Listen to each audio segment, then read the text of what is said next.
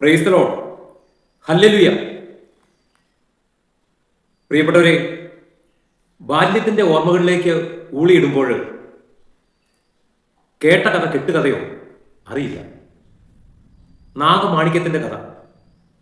ഇന്ന് വിശുദ്ധി എന്ന വിഷയത്തെക്കുറിച്ച് ധ്യാനിക്കാനായിട്ട് നിങ്ങളുടെ മുമ്പിലേക്ക് ഈ വിഷയം വെക്കുമ്പോൾ ഇതിന് പകരമായി മറ്റൊരു കഥ പറയാൻ പറ്റുമോ എന്ന് എനിക്കറിയില്ല. മണ്ണിൽ ഊതി ഊതി ഊതി പാമ്പുകൾ കണ്ടെടുത്ത് രൂപപ്പെടുത്തുന്ന ഒന്നാണെന്ന് പറഞ്ഞു കേട്ടിട്ടുണ്ട്. മറ്റ് പലതരത്തിലും പറയപ്പെടുന്നു. എന്നാൽ താൻ ഏറ്റവും അമൂല്യമായിട്ട് സൂക്ഷിച്ചു കൊണ്ടു നടക്കുന്ന ആ മാണിക്യക്കല്ല്, തൻ്റെ വായിൽ സൂക്ഷിക്കുന്ന മാണിക്യക്കല്ല്, വെള്ളം കുടിക്കാനായിട്ട് പോകുന്ന സർപ്പം അത് കരയ്ക്ക് വെച്ചിട്ട് വെള്ളം കുടിച്ചിട്ട് തിരിച്ചു വരുമ്പോൾ ചില സാഹചര്യത്തിൽ ഇത് ചില മനുഷ്യർ എടുത്തുകൊണ്ട് പോകും. തിരിച്ചു വരുന്ന ആ സർപ്പം അത് കാണാതാകുമ്പോൾ അത് കല്ലിൽ തല തല്ലി ചാകുന്ന പറയുന്നത്.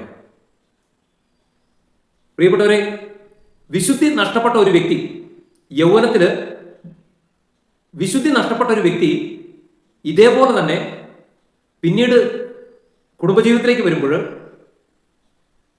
ഭർത്താവിന്റെ അല്ലെങ്കിൽ ഭാര്യയുടെ അല്ലെങ്കിൽ കുടുംബത്തിലുള്ളവരുടെ മേൽ തല തല്ലി അവന്റെ അപകർഷതാബോധമാകുന്ന ആ തലതല്ലൽ, അങ്ങനെ തല തല്ലി മരിക്കുന്നത് വരെ ഇങ്ങനെ തല തല്ലിക്കൊണ്ടിരിക്കും.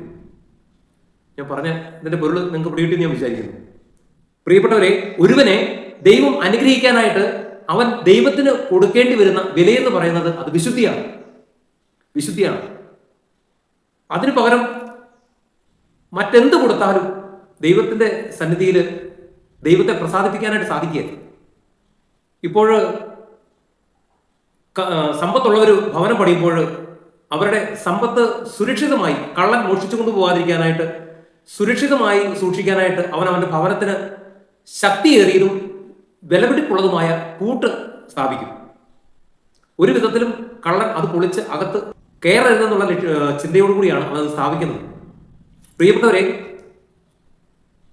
ഒരുവനിലുള്ള ഏറ്റവും ശക്തിയേറിയ ഒരുവനിലേക്ക് സാത്താൻ പ്രവേശിക്കാതിരിക്കാനായി, സാത്താൻ അവനെ കീഴ്പ്പെടുത്തി കളയാതിരിക്കാൻ, സാത്താൻ അവനിലേക്ക് പ്രവേശിക്കാതിരിക്കാനുള്ള ഏറ്റവും വിലയേറിയ ശക്തിയേറിയ ഒരു പൂട്ടാണ് വിശുദ്ധി.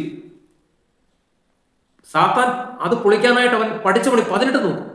ഒരു വ്യക്തിയുടെ ഒരു പ്രായപൂർത്തിയാകുന്ന കാലഘട്ടം മുതൽ അവന്റെ മരണം വരെ ഏതൊരു വിധത്തിലും ആ പൂട്ടൊന്ന് പൊളിക്കാനായിട്ട് സാത്താൻ പഠിച്ച പണി 18 നോക്കും. എന്തെങ്കിലും സാഹചര്യത്താൽ ആ പൂട്ട് പൊളിക്കാൻ സാധിച്ചാൽ അതോടുകൂടി ആ വ്യക്തിയുടെ ജീവിതം തീർന്നു.